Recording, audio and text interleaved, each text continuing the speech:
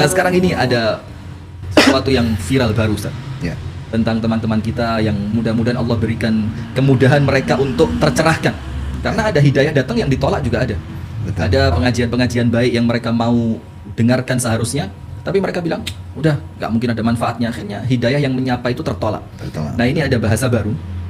Ada orang-orang yang telah berubah kefahamannya. Bahkan dirinci sampai 30. Artinya kan detail banget ini. Ya. Bahkan mungkin kalau kita baca mungkin dari segi imamah mungkin sudah berubah kefahamannya. Ini imamahnya mulai berubah.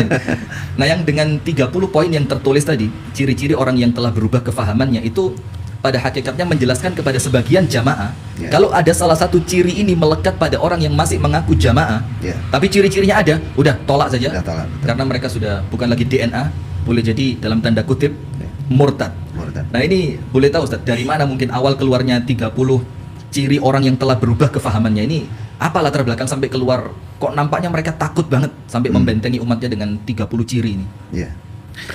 Memang itu narasi yang memang terpaksa mereka harus buat, supaya mereka bisa membentengi dengan kokoh jamaah mereka, orang-orang awam yang di bawah.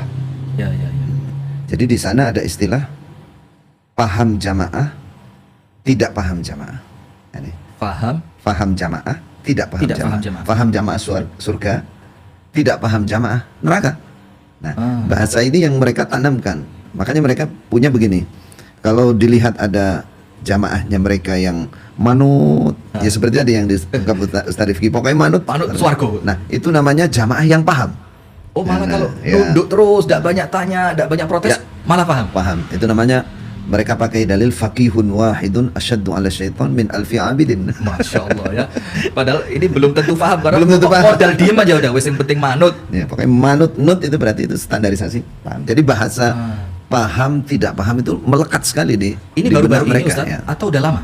Atau mungkin setelah kemunculan semacam antum, Ustadz Khalil Bustami, kemudian Ustadz Abdullah Mas'ud, kemudian Ustadz Abdul Aziz, istilah itu muncul setelah munculnya teman-teman yang keluar, atau memang istilah yang sudah lazim lama di antara mereka? Sudah lazim lama. Sehingga itu kalau dibilang berbeda paham, berubah paham, itu bahasa halus dari orang yang sudah tidak ngeblok mereka lagi, sudah tidak sepaham dengan mereka lagi.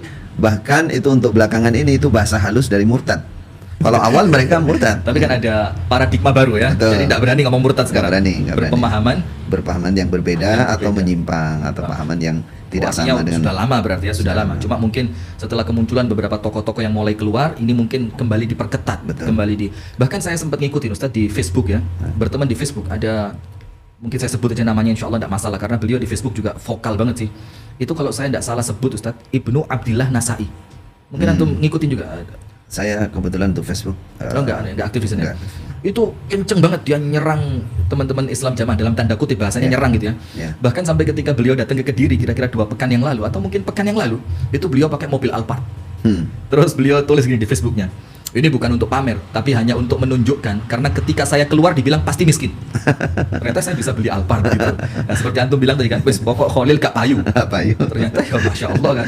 Alhamdulillah. Oh berarti itu pemahaman udah lama Ustaz ya, istilah pemahaman baru. Jadi bahasa itu memang dibuat supaya sehalus mungkin, tapi jamaah di bawah itu ngerti betul bahwa ini orang murtad, orang sudah kafir menurut mereka, orang sudah bukan jamaah kita gitu. Jadi kalau sudah ketempatan ciri-ciri penyimpangan ini berarti sudah bukan jamaah kita. Nah, kalau munculnya 30 poin ini, ketika saya istilahnya saya sudah keluar total ya. Sudah keluar total, saya mulai berdakwah. Nah, dakwah itu kan dimulai dari keluarga. Nah, orang-orang dekat, kan begitu. Maka yang saya suarakan adalah kesesatan Islam jamaah.